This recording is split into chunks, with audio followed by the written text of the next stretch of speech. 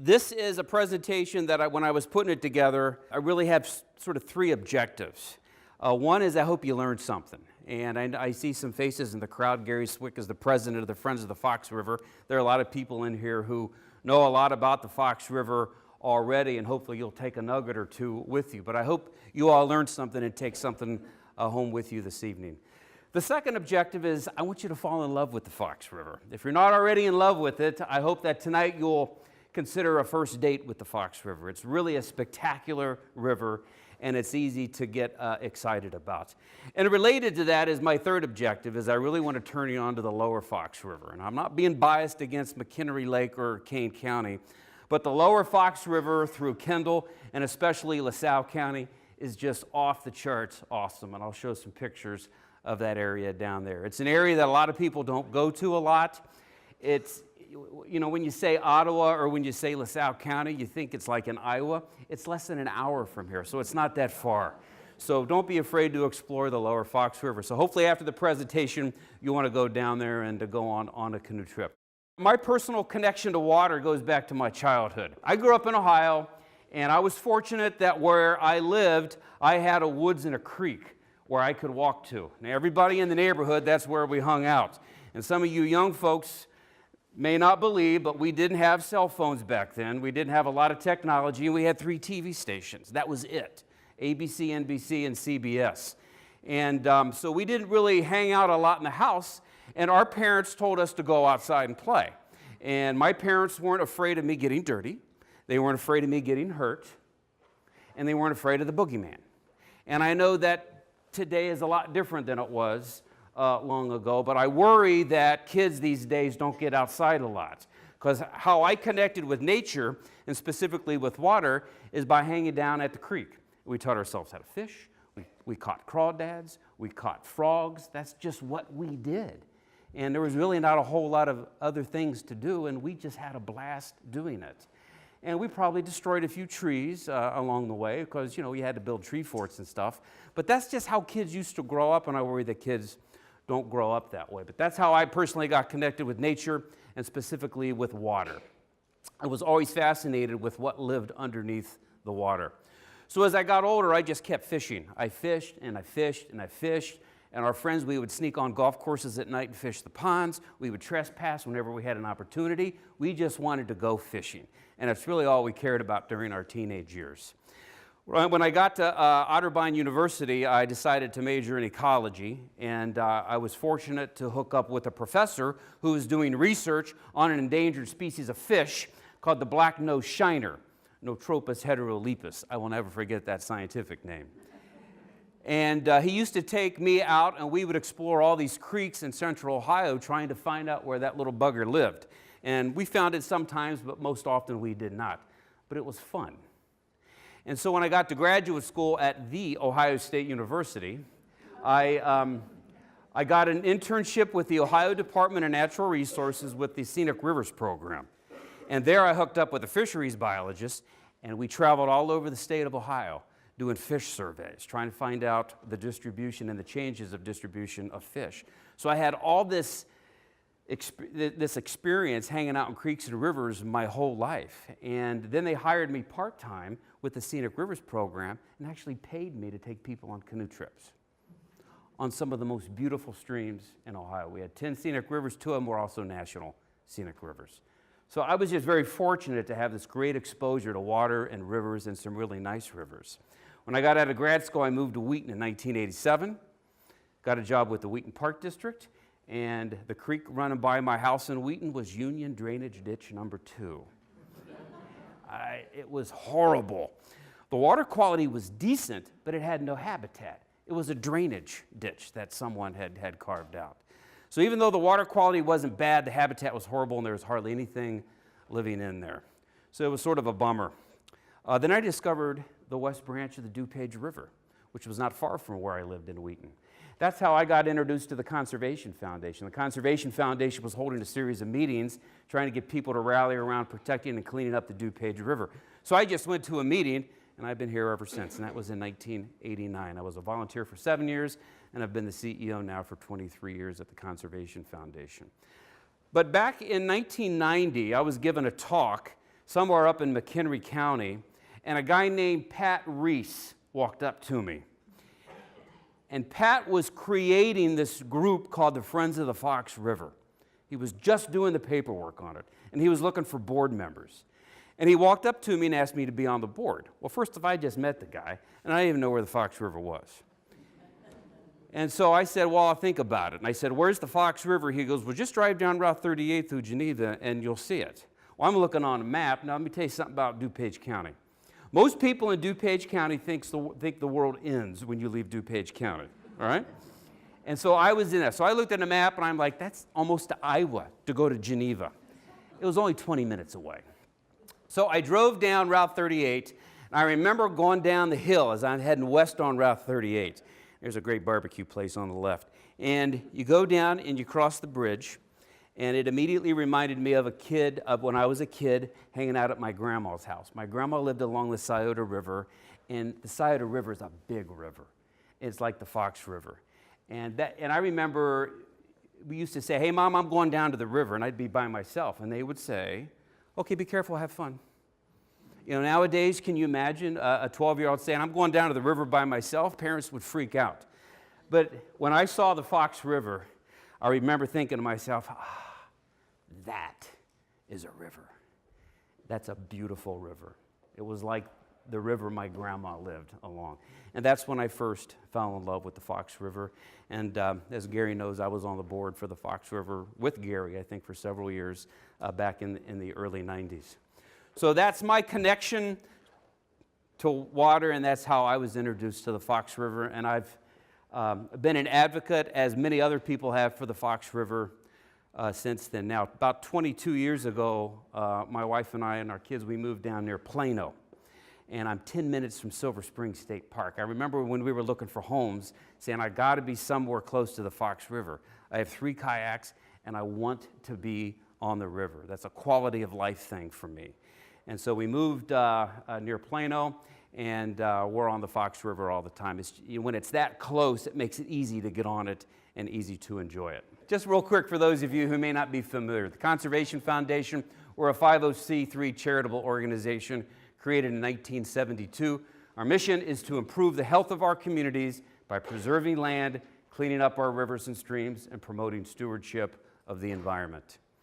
We have 4 major program areas at the Conservation Foundation: land preservation and restoration, cleaning up and restoring our rivers and streams, community education and advocacy, and environmental education for kids. Our primary areas of activity are DuPage, Kane, Kendall, and Will. And I underline DuPage because that's where we started. For our first 25 years, we were just a DuPage County-only organization. But we also do work in DeKalb, LaSalle, and Grundy counties. Our headquarters are at the McDonald Farm in Naperville, which is actually just over the border in Will County, and we have a program office not too far from here at the Dixon Merce Farm in Montgomery. This is a picture of our office.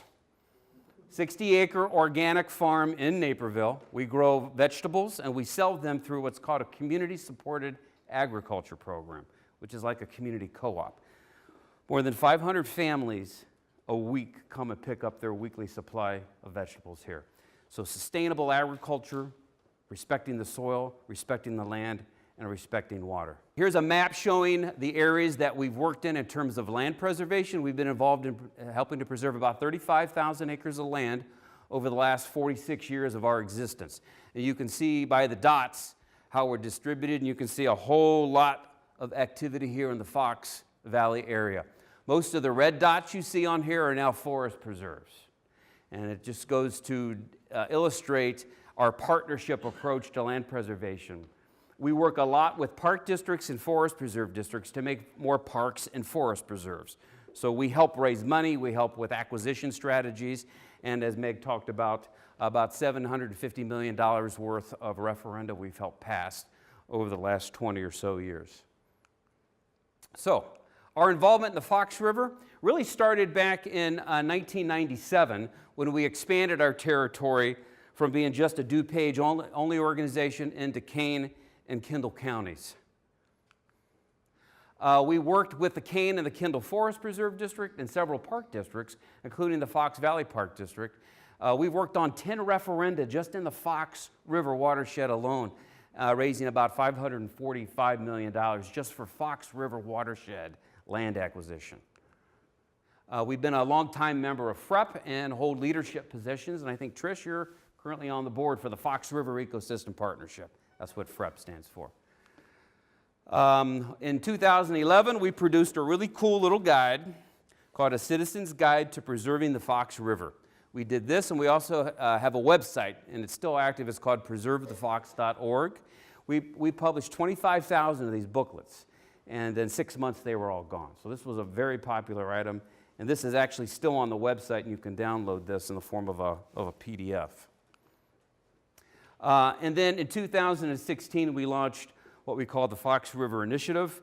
We received a $500,000 grant from the Hamill Family Foundation, so we put together a 5-year plan to draw more attention to the Fox River and to get people engaged. And one of the strategies we came up with in talking to Joel was, of course, this Art of the Fox River testimony. And it's a great way to see the Fox River through Joel's artwork and maybe see it in a way that you haven't looked at the river before. Another component of the Fox River Initiative are local community conservation projects. Community-based projects where people who live in a community get involved in building rain gardens and doing rain barrel programs, really anything in the community that is good for the Fox River. And we've been able to expand our Mighty Acorns program, which is a youth education program up and down the Fox River. So that's our 5-year Fox River Initiative. And Trish, we're in year 3 of that, right? Year 3 of a 5-year effort. And this is a painting. This is one of Joel's paintings, Fox River Testimony. Joel, is this the mouth of Wabansie Creek? Yes, it is. In Oswego. So this is where Wabansie Creek flows into the Fox River. You see the cool limestone outcrop here, and right here where it flowed into the river, that's where Chief Wabansie had his main village right there. The Fox River is the 3rd largest tributary to the Illinois River. The Des Plaines River merges with the Kankakee River to form the Illinois River. So the Illinois River starts where both the Des Plaines and the Kankakee Rivers come together. So those would be the first watersheds, and the Fox River is the 3rd largest. The Fox River flows 115 miles from its source in Wisconsin down to Ottawa, Illinois. Drains parts of 10 counties in Illinois, and drains 1.1 million acres of land in its watershed. A map of the whole watershed where you can see where it starts just west of Milwaukee, and it's just a little trickle of a stream. I have a picture here in a second I'll show you. And it flows through Wisconsin, and then when it hits the Illinois line, in Illinois we divide the Fox River up into 3 sections. The upper section, which is the Lake McHenry County section, the middle section, which is really the Kane County portion, and then the lower, we call this the lower Fox, down through Kendall and Grundy County. But you see all these little sub-watersheds here. So there are all kinds of little tributary streams that flow into the Fox River main channel. And so this whole area here is what we call the watershed. So when it rains, water has to go somewhere. If it doesn't evaporate or go into the ground, it moves somewhere, to a lake, to a river, or to a stream.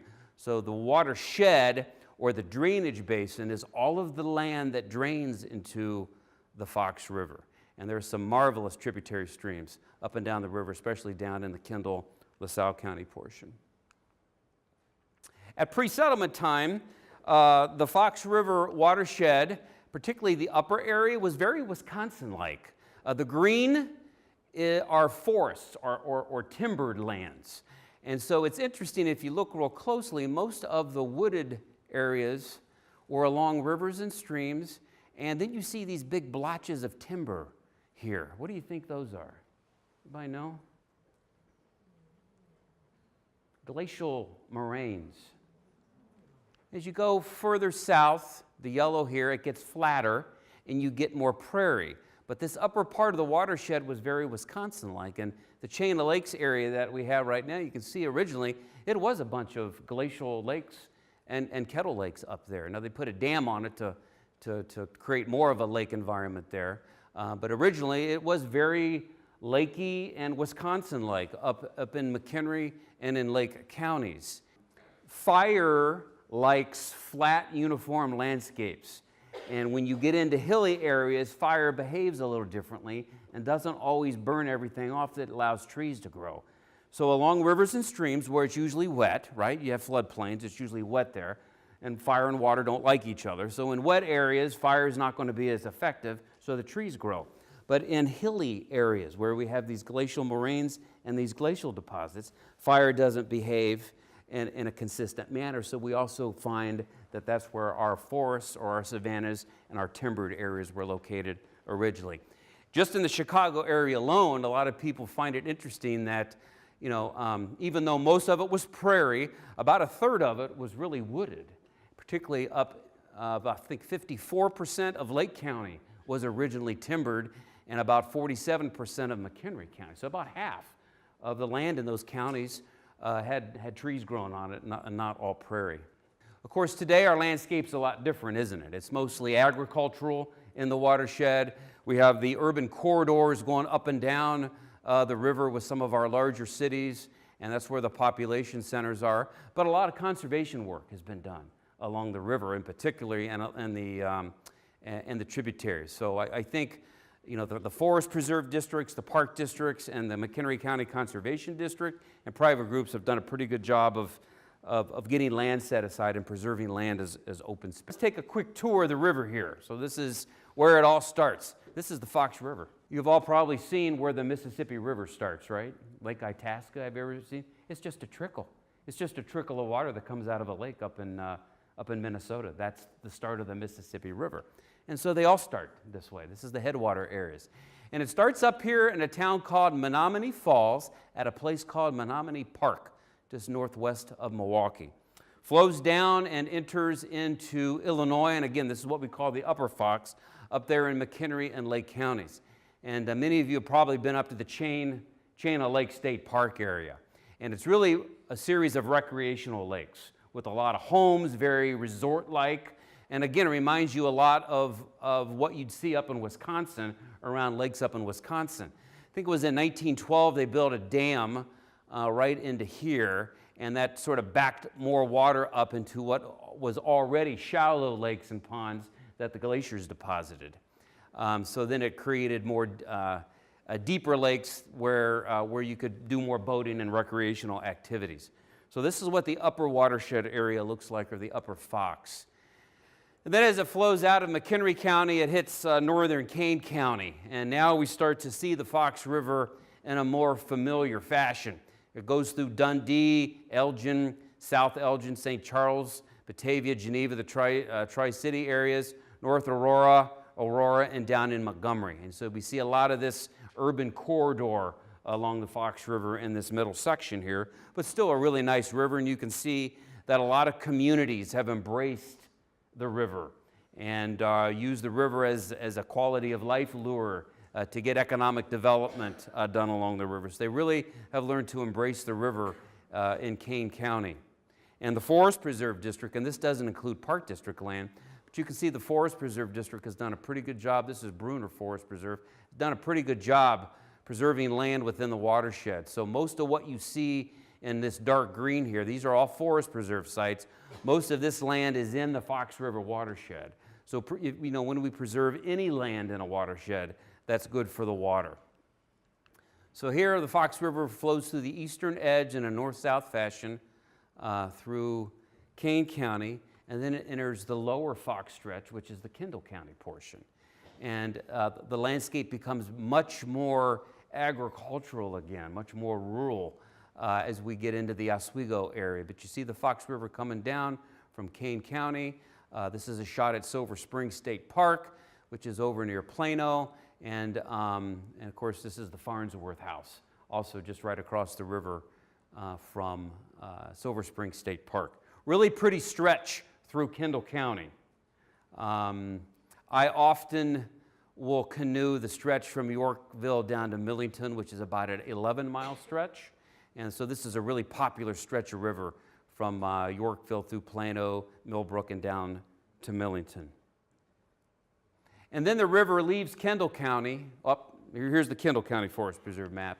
They've done a pretty good job. Oswego has some land up here in the Oswego area, but the Kendall Forest Preserve has really done a good job. Hoover Forest Preserve, we worked with them on buying a big chunk of land right here, which is not yet shown on the map. We also just recently bought 135 acres right here along Little Rock Creek. That's not yet on this map, but here's Silver Spring State Park, and you can see that they're trying to put together a long-term strategy to preserve as much of that river as possible in Kendall County. And then it flows down into LaSalle County, and this is real, where the river really changes character. So in Kane County and in Kendall County, it flows over bedrock, it flows over limestone bedrock. When it gets down into LaSalle County, that bedrock turns from limestone to mostly sandstones and also some shales. And I'll show you some pictures. But if you've ever canoed the stretch from Sheridan down to Wedren, this is what it looks like right here. It's just absolutely stunning. Sort of has very much of a Wisconsin Dells kind of a feel to it. And then it flows down through Dayton. There's a dam in Dayton. I'll show you a picture of that. And here it is in Ottawa. This is the Fox River flowing into the Illinois River. This is downtown Ottawa. That's Ottawa High School right there. This is the Illinois River. This is Route 71, and this is the way you go to Starved Rock State Park down here in Ottawa. So this is what it looks like at the beginning. And that's what it looks like at the end. 115 miles later. Now, I've canoed the stretch from the Dayton Dam down through here, and it's sort of cool when you cruise down here, then you get out into the Illinois River, you start looking for these guys right there, because those barges are a lot bigger than your kayak. Okay, so just a few pictures of what this stretch through LaSalle County looks like, this lower Fox River area. Just absolutely stunning sandstone features. This is the same sandstone, the St. Peter sandstone, that you find at Starved Rock State Park and a lot of those state parks down there. It's very soft, and because it's soft, it erodes easily. And because it erodes easily, it makes some pretty cool formations like these table legs right here. And these little cracks that form waterfalls. There are 2 canoe liveries down there where you can rent canoes and you can just float right by these areas. Absolutely stunning landscape. Joel captured a lot of its beauty in his paintings. Here are a few more. That's Joel. Remember that? Remember that day? Joel was painting all day and I was fishing. It was the greatest day of my life. There's one of those table legs. We see these all up and down this stretch. Just, the water would swirl around there and form these things. It's just crazy. Just a beautiful section. So I would encourage you guys to find a way to get down there and canoe through this section of the river if you haven't before. There are, like I said, there are 2 canoe liveries down there where you can rent canoes. So I'm going to show you a little video here and give you a feel of what this looks like.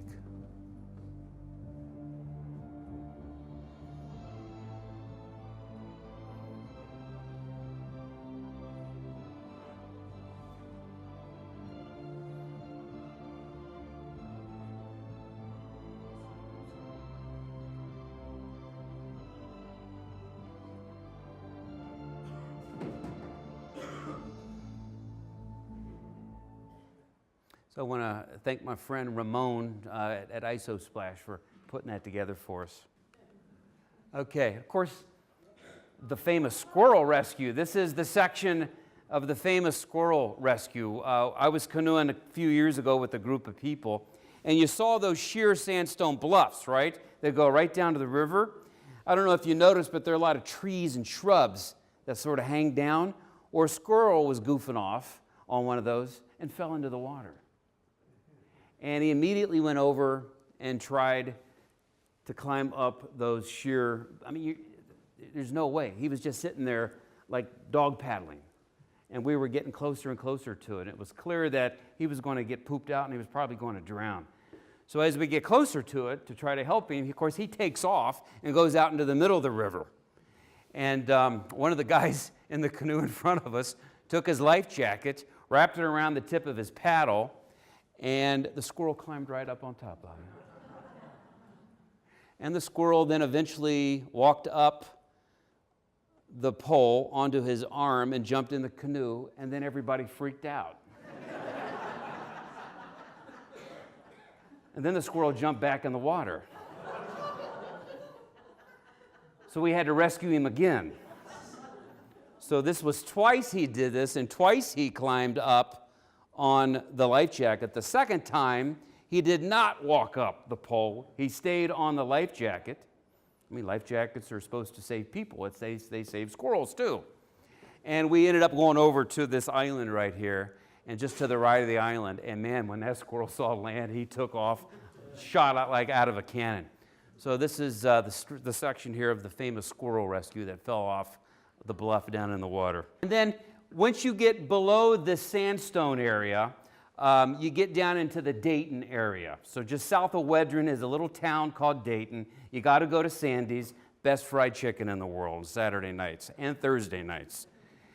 And then you go under I-80. This is I-80 and this is Route 70. When you go under I-80 to a property that we purchased, 253 acres we purchased back in 2013, called the Dayton Bluffs.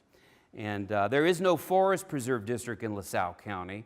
So when we buy land down there, we're sort of the de facto forest preserve district. But we have a nice lease arrangement with the city of Ottawa where they help us take care of it. There's a parking lot there, and there are several miles of trails throughout the preserve, and it's open to the public if you ever want to go down there. It's real easy to find, Route 71, Interstate 80.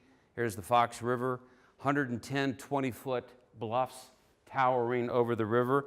But the geology changes a little bit. It goes from the sandstone to shale, and this is what the landscape looks like there. So you can see the Fox River down at the bottom, and this is Route 71. That's east, so we're looking east. And the reason I want to show this video, besides the fact it's just a cool video, the way the landscape is here is very characteristic of what it's like really up and down the river. You've got on the east side of the river a lot of heavily forested areas with these deep ravines right here. And historically, the fires would not have crossed over the Fox River. The Fox River acts as a fire break, so you'd get forests and woods growing on the east side of the river, and then the embers from the fires would land over here somewhere, and then the fires would start back up again, and then the prairies would start. But this is an idea of what this property that we bought looks like, but it really is emblematic of what land along the river looks like all the way up and down the river with these ravines and bluffs. So here's the Fox. Pretty soon you'll see the bridge, the interstate. There's the Interstate I-80 bridge. And so all this land is now protected as part of our efforts to preserve land down on the Lower Fox. And I talked about shale. I mean, I have a little bit of background in geology, and to me rocks are really cool, and it's limestone upstream, then it goes to those beautiful sandstone bluffs, and then you get down to this one property, it turns to shale, and then downstream from here it turns back into sandstone again.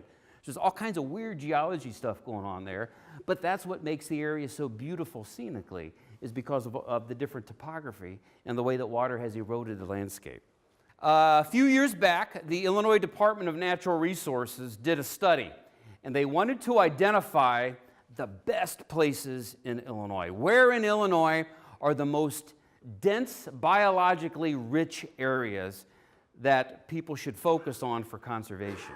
They call these areas conservation opportunity areas, and there are only 33 in the state of Illinois, and the Lower Fox River is one of them. One of 33 very special places designated by the state as places to concentrate conservation efforts. And so here's a little closer look. Again, I just showed you what this looked like through Kendall and through LaSalle County right here. So this is the Lower Fox River COA, the Lower Fox River Conservation Opportunity Area. And we put together a land conservation master plan several years ago, working in cooperation with the Kendall County Forest Preserve. But see, down here in LaSalle County, there is no forest preserve to work with. So we're sort of a lone ranger down here in many respects. Up here we have the Oswego Park District, we have the city of Yorkville to work with, and we have the Kendall County Forest Preserve.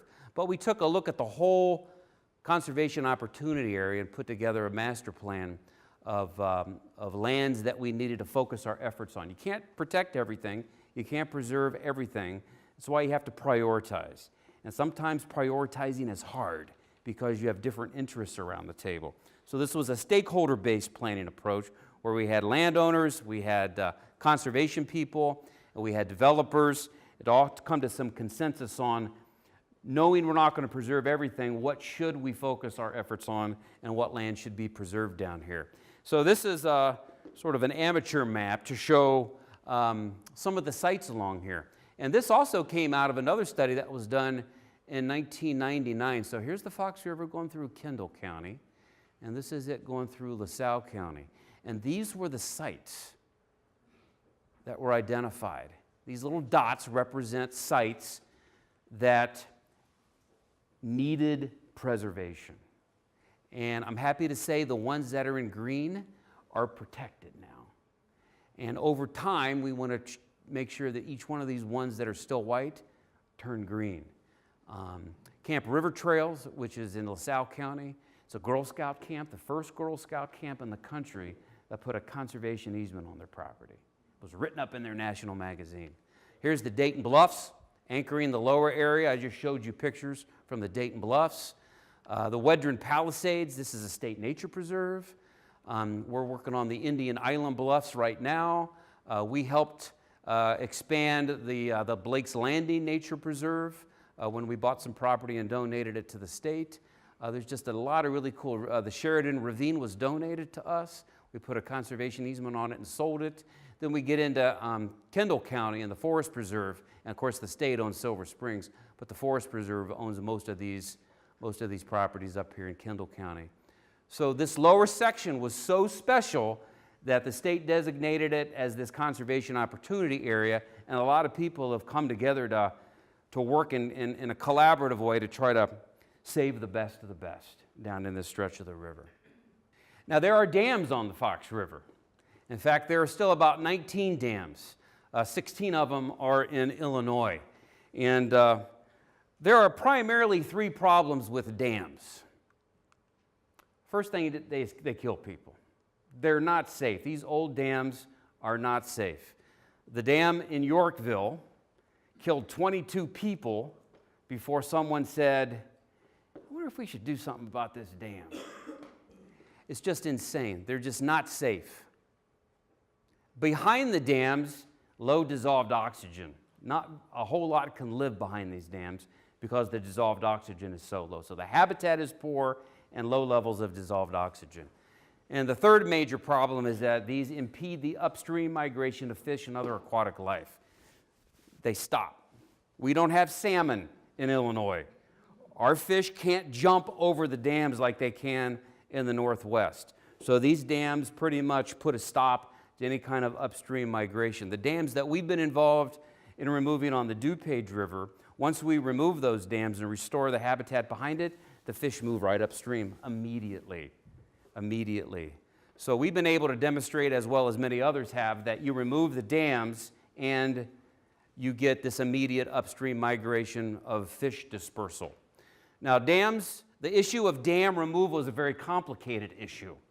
It involves people. It involves emotions. And so when the Yorkville Dam, once that 22nd person died and the conversation started about what should we do about the dam in Yorkville. Now this dam was built in 1950. And one of the arguments to keep it was always there. Okay, 1950 was not that long ago. And so, we had people who lived upstream that had docks and they had boats, and their interest was making sure that they had this lake outside of their house, and that's how, why they bought that property there. Other people were interested in the history of the dam. I remember back then the mayor of Yorkville said, "We can't remove that dam because it's in our city logo."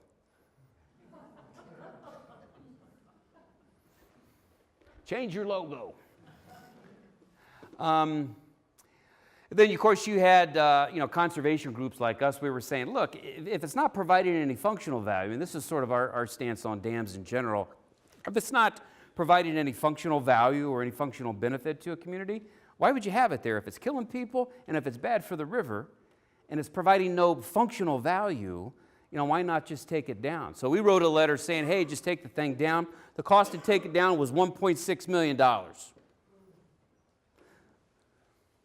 So what they ended up doing cost $3.2 million. But I will have to say this was sort of an interesting compromise. Now, how many people have been down to the Yorkville Dam over the last year? Okay. I have to admit, so what they did is they put in a new dam structure that is a stair-step dam. So it eliminates that boil at the end, which is what kills people. So now by the time the water gets down to the river, it's dissipated and it's not dangerous anymore. So that's a good thing. Then they put a fish ladder over here, which I think was a waste of money because we don't have salmon. But what they really did that I thought was cool is they built a whitewater course, a whitewater kayak course on the one side of the river. And they designed it in a way that would also allow for fish to move up through this kayak course and then go around the dam. So they allowed the fish an opportunity to move around the dam and move upstream. Now, I still think the jury's out on whether that works, but I will tell you, a lot of people enjoy going down this kayak chute. Now, I've been down it about a dozen times, and I remember I was scared half to death the first time I did. I thought I was going to kill myself. But you get soaking wet, and it's over like in 2 minutes. So after like 12 times, it's like, all right, now I'm bored. But it's really a cool thing to have. A lot of people use it. A lot of people that are a lot better than me at kayaking know how to play in it and do somersaults and all kinds of crazy stuff in there. And it spurned a little bit of economic development in the downtown area. So to me, the best thing to do would have been to remove the thing. I mean, science would say remove it, but this wasn't a bad compromise. And everybody got a little something out of it.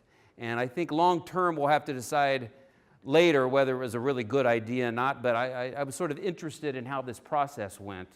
And it's certainly better than what was there before. Eliminating the dam totally would have been better, but this wasn't a bad compromise, and it was an interesting process. This is the dam down in Dayton. This is actually a hydroelectric dam, and it produces electricity for about 2,000 homes. And so, this is providing some function, all right? And this is not a low-head dam. It's about 30 feet tall right there. So this is not a small dam right here. But the other function that it provides, it keeps the Asian carp from moving up into the Fox River. You familiar with the Asian carp problem? Okay. This is a picture out of the Illinois River.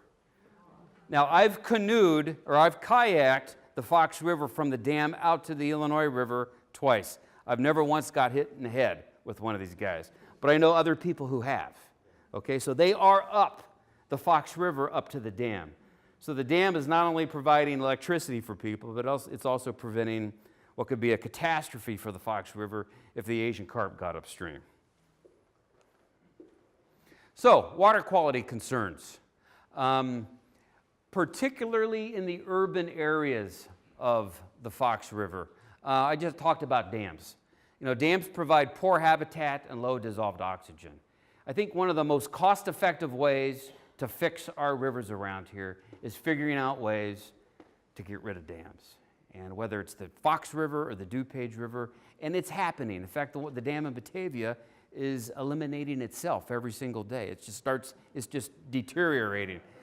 So if we wait long enough, our rivers will be free-flowing again.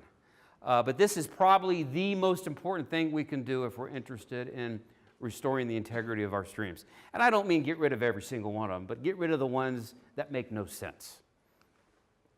Stormwater runoff. There's a lot of crap and corruption in what flows off of our streets and our urban landscapes. Agricultural runoff is still a problem, but it's really not the main problem. Everybody wants to blame the farmers, and I don't think, at least around here, the water quality issues we have is really not coming from agricultural. It's coming from the urban areas, the urban stormwater runoff. And what we found in the DuPage River and Salt Creek is that chlorides are a huge problem. Now, where do chlorides come from? come from road salt. Well, we have to have safe roads, right? I mean, we can't have ice all over our roads.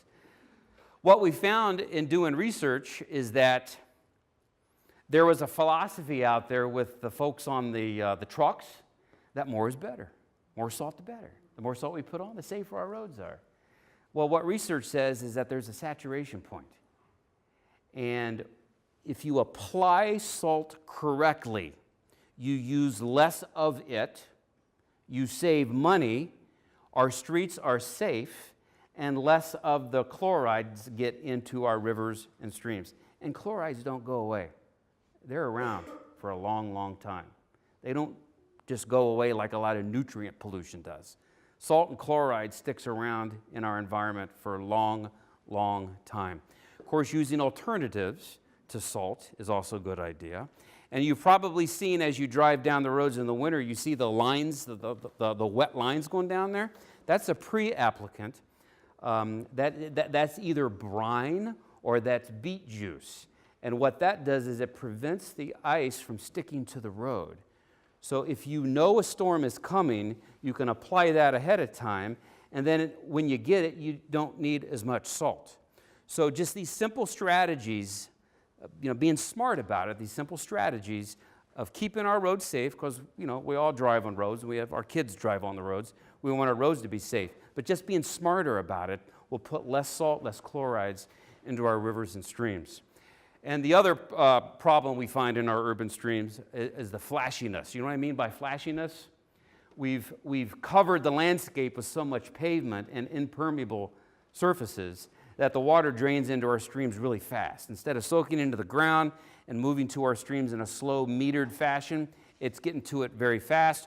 So the levels in the waters go up and down really fast, particularly in the tributary streams. And that causes a lot of erosion. And that causes a lot of downstream sedimentation. Now, everybody likes to beat up on the point source dischargers. So stormwater runoff is referred to as non-point source pollution. It comes from everywhere. It's scattered. Point source pollution is easy to identify because you see a pipe and you see something coming out of it. And you can point to it and you can identify it. So these would be like the sewage treatment plants and factories. Now, all these sewage treatment plants and factories have to have discharge permits, okay? And they all do a pretty good job, particularly the sewage treatment plants. So we learned a long time ago that sewage treatment plants are friends and not foes. And they do a pretty good job. But they do put phosphorus into the river. The Fox River has a phosphorus problem. And phosphorus causes algae blooms. And algae blooms, when algae blooms die, the bacteria uses the oxygen in the water, and then you get low levels of dissolved oxygen. We often see phosphorus and green water behind the dams. So now we're back to the dams with the poor habitat and the low oxygen. So these things are interrelated here.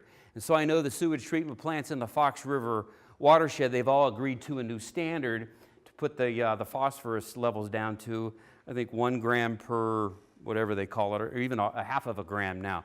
So they've all agreed to low phosphorus levels. I'm afraid, though, because of the dams, we're still going to see algae blooms behind the dams, regardless of what levels the phosphorus are at. And there's a lot of cool fish in the Fox River. There are 96 species of fish, 32 species of freshwater mussels. And I mean, you can see that some of these get real big. This is a northern pike. And I've fished the Fox River a lot. And I tell you, there's muskie in there, there's walleye. I know people have caught walleye right in downtown Aurora. Smallmouth bass fishing down, particularly in Kendall County, is off the charts good if you like smallmouth bass fishing. You just need to know where to go. So the fishing is a lot better than what it used to be in the Fox River. And within the watershed, there are 250 species of birds, 21 species of reptiles, and 14 species of amphibians. And of course, the pileated woodpeckers are coming back, seeing more and more of those. The sandhill cranes are now nesting within the watershed. This is a Cope's gray tree frog off of my front porch. It hangs out all summer, eats bugs from my front porch light. And the bald eagle populations are coming back. There are just more and more bald eagles now in the watershed than what there used to be. Plants, about 1,400 species of plants in the watershed. 77 of them are endangered, and 25 of them are on the threatened list. So hopefully by now, we realize that the Fox River is important. So why is it important? There's a whole lot of community and history and culture in those towns. Elgin, Aurora, Batavia, Geneva, those towns decided to establish themselves where they're at because of the Fox River. They used that river for transportation. They used it for manufacturing. They needed that river for survival. So there's a whole lot of community history and culture around the Fox River. Of course, some of them still use the water in the Fox River as a water supply. Elgin and Aurora, for sure, use at least part of their drinking water supply comes from the Fox River. We're seeing more and more communities embracing the Fox River for economic development. Aurora is a great example. The River Edge Park and what the city has done in using the river now as a quality of life attraction to spur economic development. Elgin is doing the same thing, and all the other towns are doing it too. How many people have been on the Riverwalk in Naperville? Okay? I mean, that Riverwalk really is part of what defines Naperville. So communities are really embracing these rivers. Now, would they embrace them if the water was polluted and stinky? No, they wouldn't. You know, part of the attraction is that it's a nice place to be. So these rivers have to be clean and they have to be pretty to attract people to go down there. So lots of recreation, of course, the natural beauty and the natural biodiversity, but we know people love the Fox River. All the polling that we've done and all these referenda Meg mentioned that we've done over the past 20 years, if we're asking questions to people in Kane and Kendall County, and if we want them to vote to raise their taxes to buy more land, we know that when we talk about the Fox River, they will vote yes. When we talk about preserving the land will help protect the Fox River, the support for these referenda goes up the ceiling. Just tremendous amount of support. And so we know when we're talking about land preservation, we always want to talk about how preserving land helps keep our water clean and helps protect our watersheds and the Fox River and its tributaries. In fact, people like it so much that the Fox River may soon be designated as a national water trail. Many of you know Charlie Zine and Chuck, what's Chuck's last name? Yeah, and I just recently read an article. These guys did the whole Fox River, and they chronicled it, and they have a slide presentation. I have to see that sometime. But these guys are, Chuck and Charlie are two huge, big advocates for the Fox River. So you'll probably hear more soon about the Fox River being designated as a national water trail, and that would be pretty cool.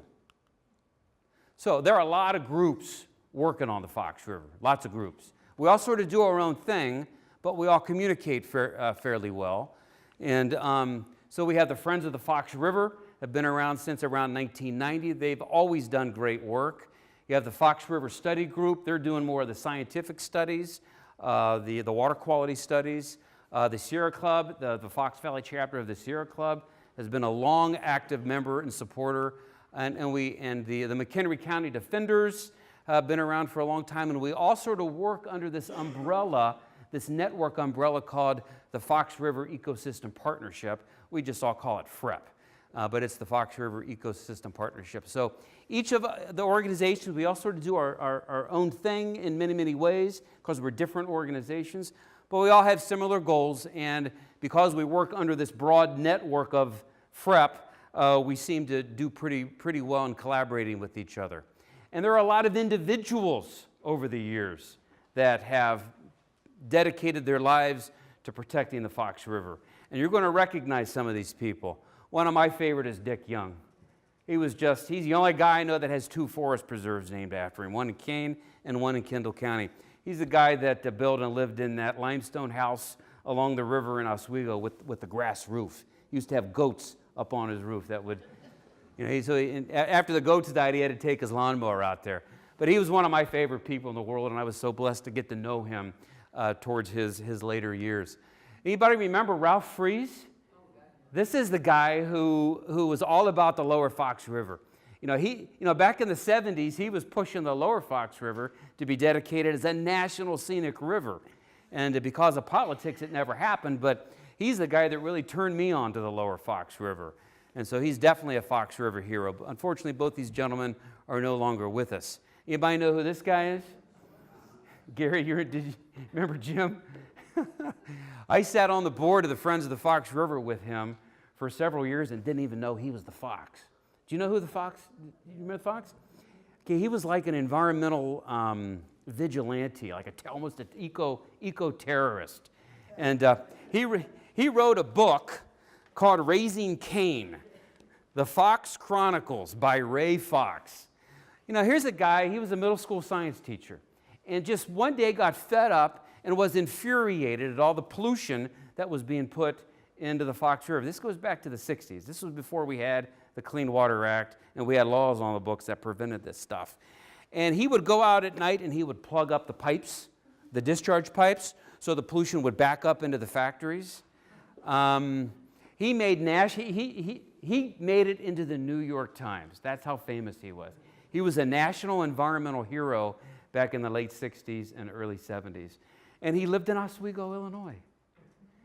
And for years and years and years, he pulled all kinds of pranks like that and would, not stuff that I would necessarily suggest we do today, but we don't really need to some degree. But back then, we didn't have laws. And I think it was the Dial Soap Factory in Montgomery. They were just dumping all kinds of nasty stuff in the river. And he just got, frankly, pissed off and just started drawing attention by pulling these pranks. And he's a Fox River hero. He drew national attention to the Fox River. And he was a great guy.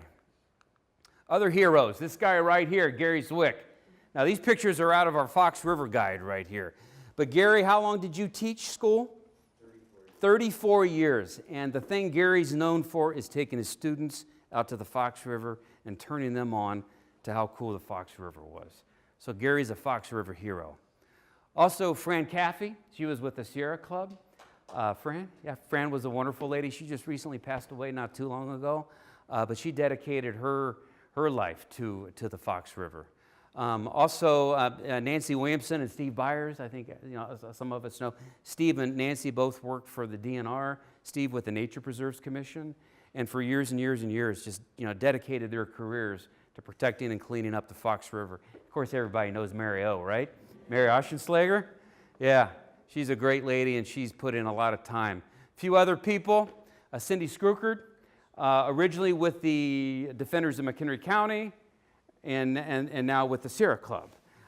Still dedicating her career to cleaning up the Fox River. Remember Phil Elstrom? Phil was sort of a controversial guy, but a lot of people were involved in getting the Fox River Trail established. And Phil wouldn't say that it was his idea, but he had the political skills to get the Fox River Trail in. And that's why Phil's a Fox River hero. And of course, John Dewar Forest Preserve. Everybody knows John, right? John Dewar.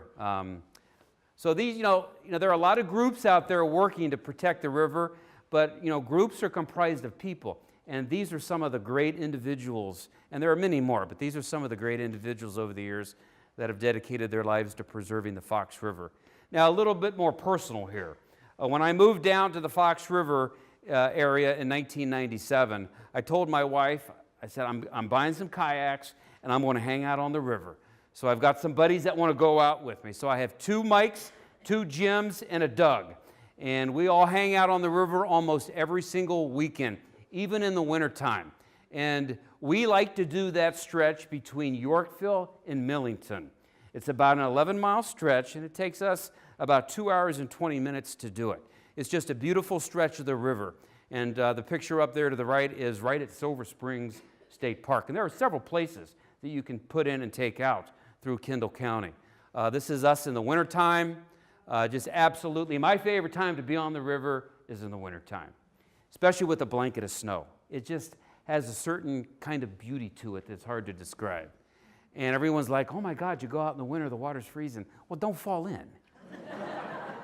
All right? We even go on night kayaks, and that's a lot of fun. Now, the places we put in and take out at night are technically closed. We're not supposed to be there, but we do it anyways. we figure there's worse things we could do, right? But some of these nights out on the Fox River, and especially when there's a full moon, your eyes adjust just like you do anything else at night, but we do have the little headlamps on our foreheads just to help us get in and out, but we turn those off and our eyes adjust pretty well.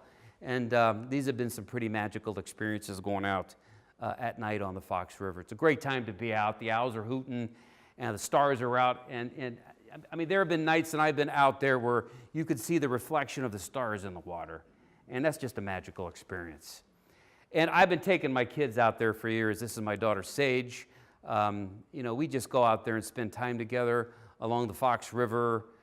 We go fishing out there. It's a very personal thing to me and my family, and my kids are all grown now. They're in their 20s, but you know, we still talk about going fishing and remember the time so-and-so fell over and blah, blah, blah. And it's just a whole lot of fun. It's my oldest daughter, Taylor, and my son, Seth. He really likes to fish, and he caught a nice one right there. So, you know, the Fox River is really a very personal resource to me, my friends, and my family. So I'm going to close by showing you another really cool video that I think just sort of sums up how I personally feel about the Fox River and why I think you should have some sort of relationship and affinity with the Fox River.